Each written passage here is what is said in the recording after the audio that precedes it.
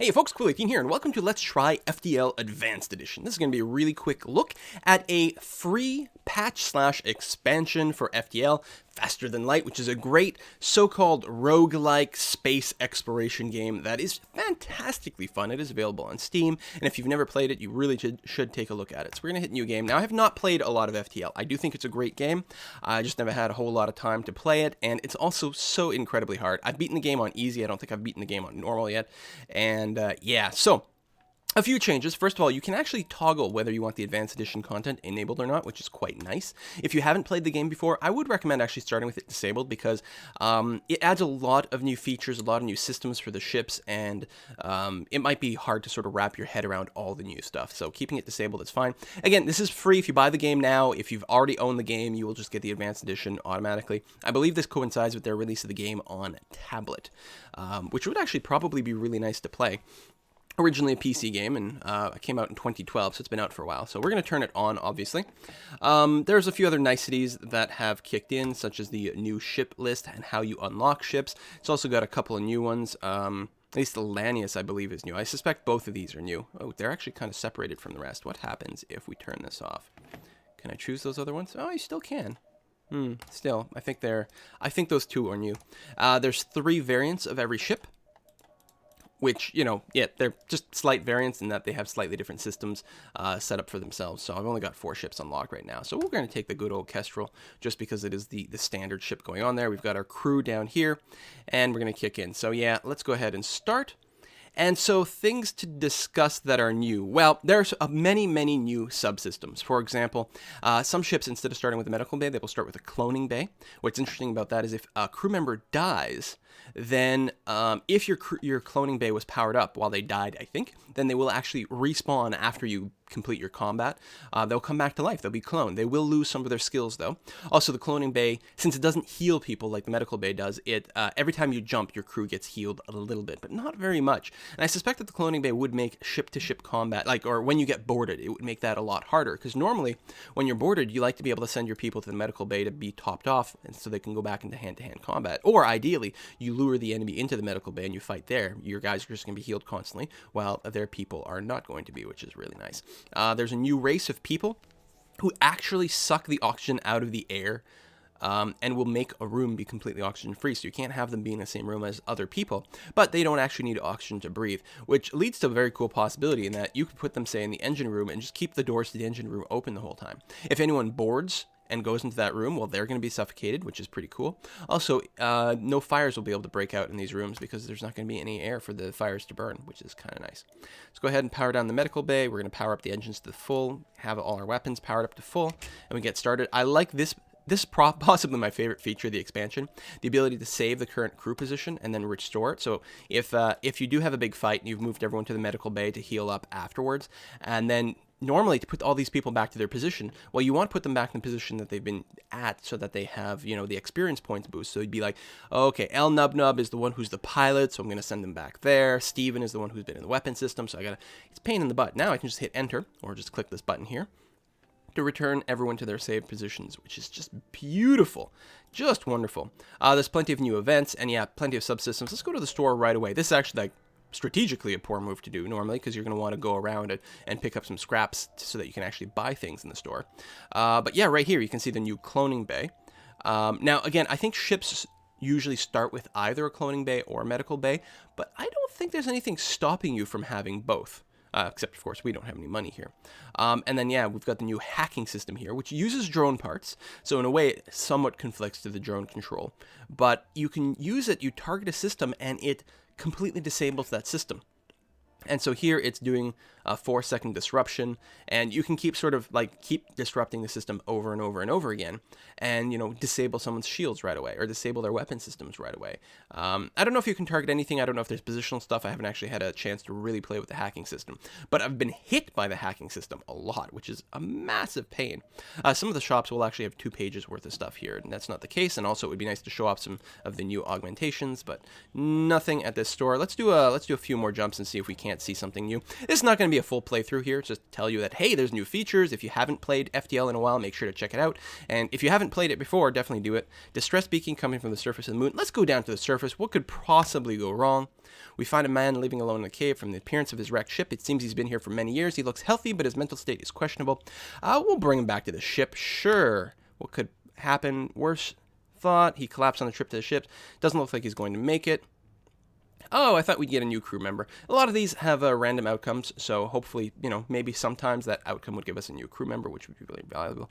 I don't like going through nebulas because sometimes they can disrupt your power setting a lot and really make you have a hard time in combat. Unfortunately, it looks like there's no way for us to skip the nebula completely, so I'm going to go ahead and take this jump here and we'll see what we do. The nebula mostly just interrupts with your scanners, your sensors, so you can't see inside your ship. Although this is, again, one of the really bad ones where it also cuts your whole power by half. So that would mean, in this case, like, we don't have enough power to run all the systems. We got to pick and choose. They even, like, turned off the oxygen by default, which is bad. Middle of a plasma storm, multiple recently incapacitated ships loom in the shadows, briefly illuminated by lightning. We can search the wreckage, or we can just try to jump out right away. And it would be nice to get survivors and equipment. I would be worried about actually having a ship trigger on us and engage in combat. I don't want to fight right now, so I'm just going to run away instantly to the next system where we can get our power back on. Oh, no, this is a terrible system to jump into with our shield system still disabled. We got to fight. Let's pause right away. Turn the shields on and hope we get a shield charge before the first asteroid hits us, or we're going to be in pain. Turn the oxygen back on, get all the weapons going. So in an asteroid field, periodically we'll be hit by asteroids. And your shields do protect against that, but our shields are currently down. So again, I'm rushing through this game just to show it off here. There we go. Okay, shields are up. Now, what's nice too is that the asteroids will also hit the enemy ship. I don't think I'm going to waste a missile here, and normally what I would do is focus on turning off their weapon system, but I think what'll work out nicely. Actually, you know what? I will. I'm going to throw one missile at the shield system to keep it disabled because I want the asteroids to kind of do the work for us. I'm now going to make sure I don't fire another one. As soon as it hits and it disables their shields, then I will fire my burst laser at their weapon system and take that down. Oh god, they have one of those beam things. Okay, now I'm just going to focus on keeping their weapon system offline. The asteroids should help do the rest. Is there a fire? No. Our cameras are disabled, but there's not actually a fire going on there, so I don't need to respond to it right away. We should be okay. Ooh, he's using ion beams to keep our shields offline. That's actually really bad.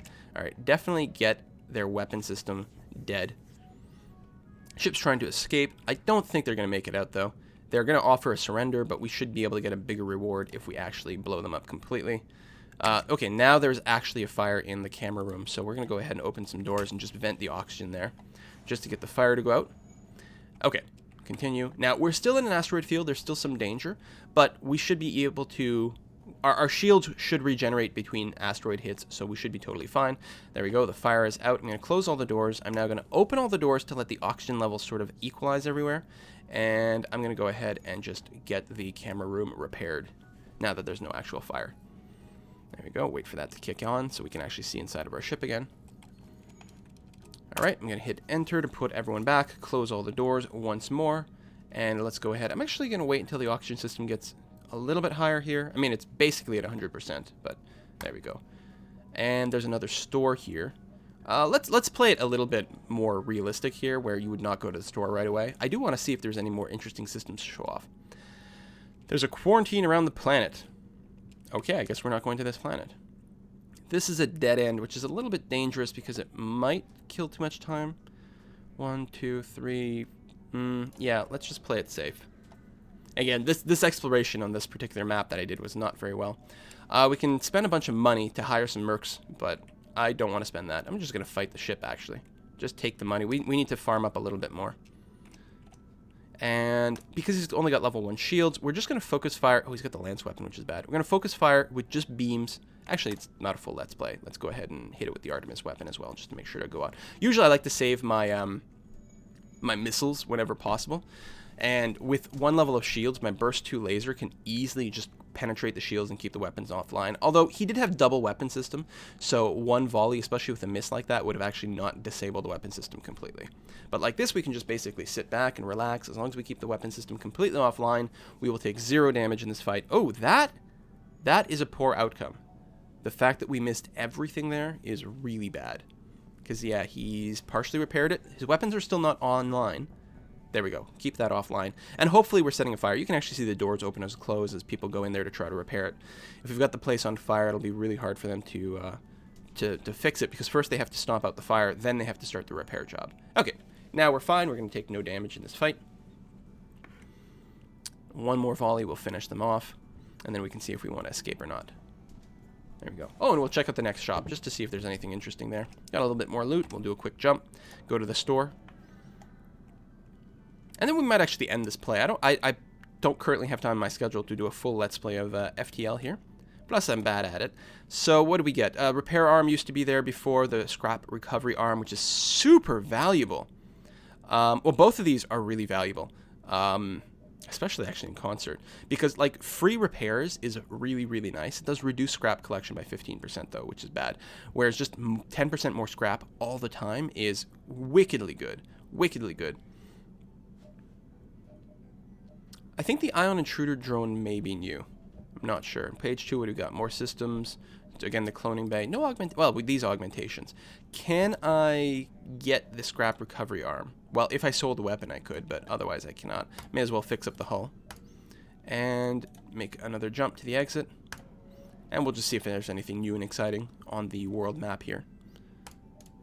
Oh! Abandoned mining station. We got some free scrap. And an anti-ship beam drone, which we can sell. Hang on. Let's go back. I think we'll get enough money here. If we sell the drone, yeah, for 25 bucks. Boom. And then we can get the scrap recovery arm. We'll turn a nice tidy profit. We do have to start upgrading the ship relatively soon. And generally the first thing I do is I try to get to level 2 shields, because 2 shields is really, really good. And then there's a lot of focus on upgrading the engines, because a high dodge chance allows you to dodge missiles, which is really the only thing that you're vulnerable with when you do have shields. Upgrading the doors 1 level is really valuable, especially since it doesn't actually use up any energy. It stops the fires from spreading as much and makes it harder for enemies to roam around your ship. I don't like nebulas, so let's go to the rebel control area. There we go. Took a couple of clicks. Our evasion rate is up to 20% right now. I think we've got some skill ups, which is good. So yeah, if you haven't played before, so you've got this 20% evasion rating. Well, I think it's normally 15% at the start. I think we've got a little XP. I might be wrong. If you don't have anyone piloting, your evasion drops to 0, which is no good, so you always want to do that. If you don't have anyone in your engines, you also don't get a bit more of a benefit. So have someone in both places, and then as they level up, they will get better and better at evading. And as you level up your engines as well, your ship will get better at evading, and it just means like just far fewer hits everywhere on your ship. And maybe it's better to just focus on the engines early on as opposed to the shields, but I really like level 2 shields. There's a store right away. Actually, it's the only place we can go, so I guess we're going to go and check out the store. These maps have sucked. Not a whole lot of connections. The FTL jammer, making it harder for them to jump away, which is good because some ships will do that. Stealth weapons prevents your weapon fire from disrupting your cloak, allowing you to shoot while cloaked. That is super, super cool, because that's usually the one drag to having a cloaking system. It does let you cloak and then charge the weapons, I believe, while you're cloaked, and then you uncloak and just like fire a volley right away, which is very cool. But this becomes even cooler. Backup DNA bank, yeah. So the cloning system only clones your people if the system is actually turned on. But apparently you can get this, and then you can leave the system off, and you will still capture the people's DNA. I suspect you'll have to turn on the cloning bay to actually produce the clone, but that's pretty damn nifty. And the hacking system is so really cool. Being able to just turn a system off for a while is so handy, and it really sucks when it happens to you. Boarding drones, nice. But we don't have any money, so let's close. And yeah, sure, we'll take a jump around this way. We'll do a few more jumps and then call it. Oh, rebel ship guarding it. Still just level 1 shield. So, and only 1 weapon. They do have a drone system, but it's not doing anything. So anyway, I'll just throw my burst laser at their weapon system and call that good enough. There we go. We've actually disabled their weapons in one go. Maybe they're going to have, like, repair drones. Well, let's go ahead and hit their shields once, which will make it a lot easier to just keep them down altogether. Okay, weapons are back up, so we're going to focus fire that again. They might take off another volley, but they actually can't do anything to me with just one weapon system and no drones. Actually, we'll just switch to the shields because it's going to allow us to just kill them faster. That's really weird. Yeah, this is a really weak ship. They can't get through our shields as is. Very bizarre. Okay, they're going to try to run away, but they're not going to be able to. Why is their FTL delayed? Oh, they may have moved someone out of their engines or something like that to repair. They don't have a cockpit? Oh, right there. Yeah, they may have moved someone out of their cockpit to go repair. No. No surrender, especially since we're about to kill you anyway, and we should get more loot. Much more scrap. Fantastic. Plus, we're getting the 10% more bonus. This actually has potential being a good run. I feel it's really unfortunate that I sort of like goofed around in the first sector just to like show off things instead of playing it like I might normally do it. Okay, well, let's focus fire the weapons. Actually, might burn one missile here just because they do have 2 weapons. I want to make sure to disable their system outright. Oh, and one of their things is an actual missile hit, which is really bad. Do we have fire? No. The camera system is disabled, but nothing is on fire, so that's going to be fine. And there we go. We should just be able to keep their weapon beam down. Looks like they're trying to repair. And actually, they may have left the cockpit to do that, which means they actually have no chance of dodging right now. So we can keep the system just offline pretty easily. They're not going to be able to run. They're not going to be able to do anything. I could send a burst out to their shields. Oh, they are powering up the FTL. All right, let's hit that. They're not going to be able to repair their weapons enough to be a threat. Ooh, jump imminent. All right, let's hit it with a missile. Well, I guess we could have hit anywhere with a missile, but I don't want this escaping. They have an FTL recharge booster. I wonder why if that's why they could jump away so fast. I wonder if that actually factors in, but this we may sell. Other than fighting like a sunspot, I don't usually care about recharging the FTL faster. Plus, we are going to be upgrading our engines pretty soon. I'm going to go ahead for... I could go for double shields now, but I can't actually power it up. So let's grab another power bar here. So by having the extra level in shields, it does mean that if I take damage to my shield system, I don't actually lose my shield, right? Because that first bit, if I take a hit in the shield system and this first level gets disabled, I will still have functional shields, which is actually really good. We also have enough power right now that we can keep the med bay powered on, which is more just convenience than anything else. It's not actually terribly important. Actually, it may have been worth leveling up my doors right away because it is really handy to do that, but I would really like to get to level 2 shields ASAP. And I guess we're going to do that here. So he's got double weapons. He's also got probably a defensive drone. I think we're going to have to go with the full suite here. Let's use the burst laser because I think if this drone... Oh, it's a shield overcharger. So he recharges faster. Then it doesn't really matter what order we do things in. Let's go full... Ouch! Okay, taking a hit in the shield is really bad. Weapon system dude, go and repair the shields. We can now disable the Artemis missiles and just keep burst lasering the weapon system, and now we're going to be totally fine.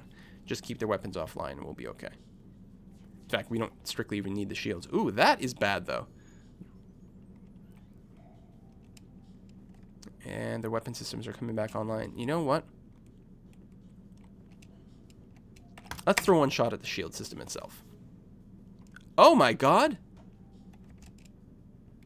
The missile didn't get through? That's really bad. This is also bad. Here, you get back in the weapon system here. What the hell is this? I can't missile them? Alright, well... So it overcharges the missile, the shield so that it even works against... Wow. Alright, I gotta get one of those. Because that would be really good. Look at this bullshit. Okay, well, it's probably not overcharged right now. There we go. Okay, I see it. The overcharge just soaks extra stuff. But, oh! Even with the regular shields offline, he can still put a little beam. Okay, but that's fine. Without the pair of them, there's no more threat. Hell. Well, it doesn't matter where I hit. As long as I hit, it's dead. Okay, well, we've used a lot of missiles, which I'm kind of unhappy about. But that's a lot of scrap, which means we can go to level 2 of the shield system, which means if we pull back on the... no, I need more energy. Yeah, I do. Okay, so we're not going to be able to do an upgrade yet. Let's go this way. It's going to bring us a little further away from the rebels. We do need to hit a store. Of course, we need money again. Yeah, I will attack this guy. These are not usually threatening. They only have one weapons, although they do have a drone. But as long as the weapon system becomes disabled, then the drone by itself won't be able to do anything to my shields. So. Oh, that's actually kind of annoying. That's really getting annoying. In case there's a fire, we want the door control to be operational, so. Okay, but they don't have any weapons now, so they can't actually be a threat in any way whatsoever. As long as we keep their weapon system offline, there's no problem. I mean, they might try to do a jump or something like that, but I'm not worried. Okay. Good work. Ooh, Steve actually has taken a little bit of damage in the engines, and we can afford to have him go over here. We don't need the extra dodge chance right now. Totally safe.